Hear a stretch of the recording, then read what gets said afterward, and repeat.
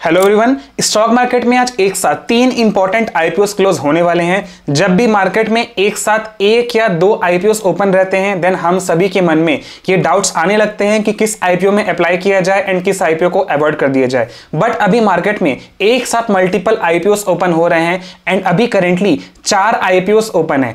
ऐसे में डिसीजन लेना काफी मुश्किल हो जाता है। इसीलिए आज के इस वीडियो में हम इन तीनों आईपीओस का फाइनल डिसीजन देखने वाले हैं कि किस आईपीओ में हमें अप्लाई करना चाहिए एंड किस आईपीओ को हम अवॉइड कर सकते हैं। इसके साथ हम प्रायोरिटी ऑर्डर भी देखेंगे कि किस आईपीओ में हमें डेफिनेटली अप्लाई करना चाहिए एंड किस आईपीओ को अभी के लिए हम इग्नोर कर सकते हैं, क्योंकि अभी नेक्स्ट वीक और भी आईपीओस ओपन होने वाले हैं। ऐसे में हमारे पास फंड्स का रहना बहुत जरूरी हो जाता है सो दैट हमसे अच्छे आईपीओस यहां पर मिस ना हो जाए।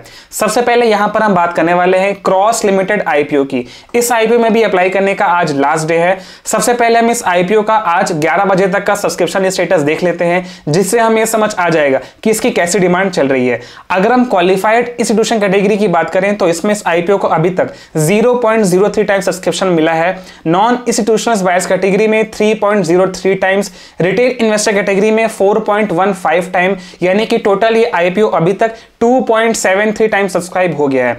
अगर हम अमाउंट की बात करें तो टोटल इस आईपीओ में अभी तक 1000 करोड़ के आसपास लग चुके हैं। अब अगर हम इस आईपीओ के जीएमपी की बात करें तो इसका जीएमपी अभी 50 रुपीज चल रहा है, यानी कि हमें एक लॉट में लगभग 20% तक का लिस्टिंग गेन देखने को मिल सकता है। अगर हम अमाउंट की बात करें तो लगभग 3300 रुपए तक का प्रॉफिट हमें इस आईपीओ में लिस्टिंग गेन में देखने को मिल सकता है।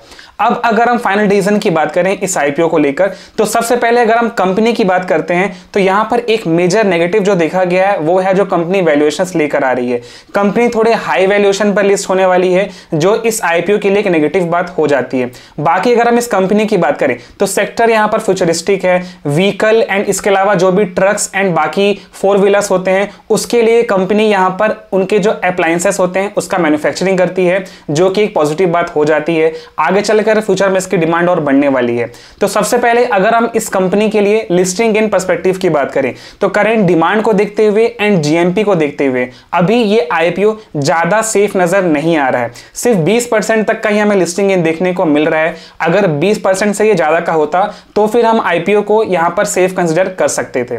तो अभी के लिए आप इस आईपीओ को अपने अकॉर्डिंग फाइनल डिसाइड कर सकते हैं। अगर आपको 20% पॉजिटिव या नेगेटिव रिटर्न यहां पर चल जाएगा तो फिर आप इसमें लिस्टिंग इन के लिए अप्लाई करें, अदरवाइज अवॉइड भी कर सकते हैं। अगर हम लॉन्ग टर्म इन्वेस्टमेंट की बात करें तो इसके लिए मेरा सजेशन यहां पर यह रहेगा कि जब ये आईपीओ लिस्ट हो जाता है उसके बाद ही आप इसकी परफॉर्मेंस को ट्रैक करके इसमें लॉन्ग टर्म इन्वेस्टमेंट के लिए एंटर करें, क्योंकि मार्केट में और भी मल्टीपल आईपीओस ओपन हो रहे हैं। इस कारण भी क्रॉस लिमिटेड आईपीओ में हमें कम सब्सक्रिप्शन देखने को मिल रहा है एंड इसकी डिमांड जो है कंपैरेटिवली कम चल रही है। मुझे कमेंट करके जरूर बताएं कि आप इस आईपीओ में अप्लाई करने वाले हैं या फिर आपने ऑलरेडी अप्लाई कर दिया है। अब दूसरा आईपीओ जो आज क्लोज होने वाला है वो है टॉलिन्स टायर्स कंपनी का आईपीओ।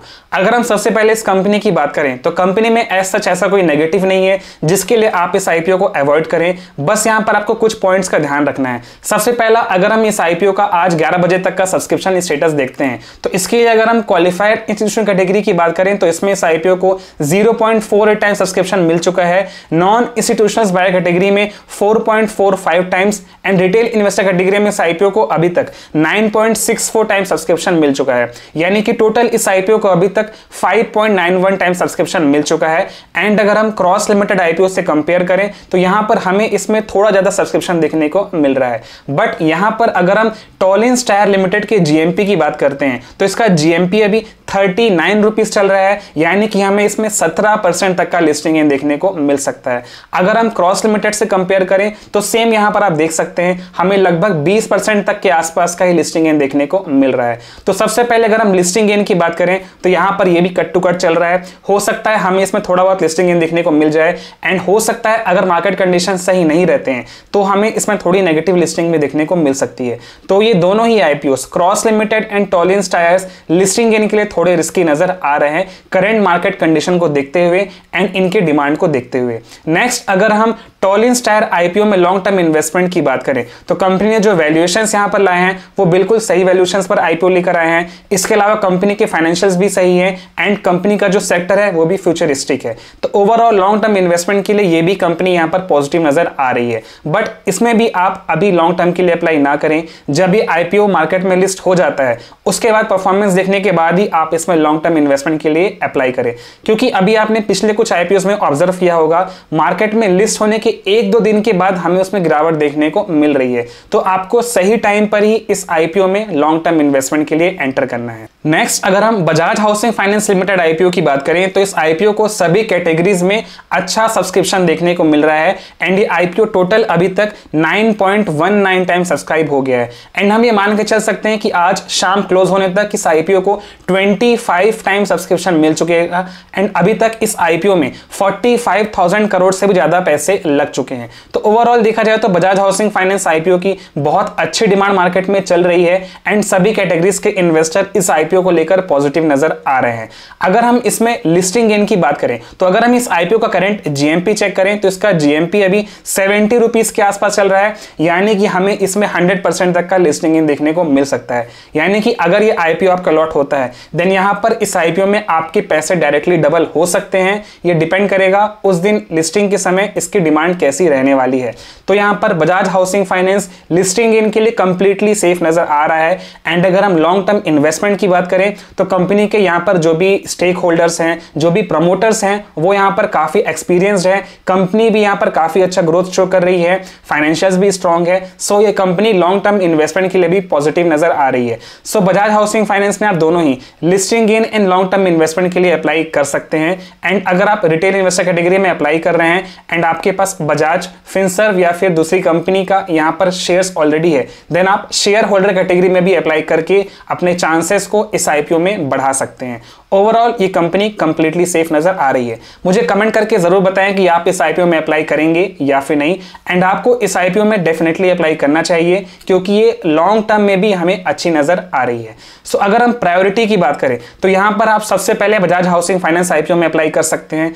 उसके बाद दूसरा आईपीओ जो आता है वो है पीएनजी ज्वेलर्स का आईपीओ, जिसमें अप्लाई करने का कल लास्ट डे है। तो अगर आपके पास लिमिटेड फंड्स हैं तो आप बजाज हाउसिंग फाइनेंस आईपीओ में अप्लाई करने के बाद पीएनजी ज्वेलर्स आईपीओ में अप्लाई करें क्योंकि उसमें हमें ज्यादा लिस्टिंग इन देखने को मिलने वाला है। कल दोपहर तक आपको इस आईपीओ का भी फाइनल डिसीजन का वीडियो देखने को मिल जाएगा।